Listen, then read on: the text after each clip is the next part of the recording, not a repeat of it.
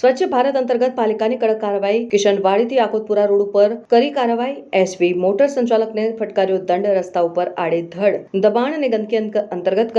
કરાઈ હતી કાર્યવાહી ગેરેજ સંચાલકને સ્થળ ઉપર જ 50,000નો દંડ ફટકાર્યો સંચાલકને 12 કલાકનું અલ્ટિમેટમ અપાયું જો આજના દિવસ દરમિયાન વાહનો દૂર નહીં કરે તો પાલિકા વાહનો ટોઈન કરી લેશે પાલિકાના આકરા વલણથી દબાણકર્તાઓમાં ફફડાટ વડોદરા મહાનગરપાલિકામાં સ્વચ્છ ભારત મિશન હેઠળ વિવિધ જગ્યાએ સફાઈ અભિયાન ચાલી રહ્યું છે. માનનીય કમિશનર સાહેબની સૂચના છે કે તમામ સિનિયર અધિકારીઓ પણ સવારે 7, 7:30 વાગે મોર્નિંગ વિઝિટમાં જાય અને કડક કાર્યવાહી કરે. તેના ભાગરૂપે આજ રોજ અમે સવારમાં મોર્નિંગ વિઝિટમાં હતા. તે દરમિયાન કિશનવાડીથી યાકુતપુરા રોડ જે છે તેના પર એક એસવી મોટર્સ નામના જે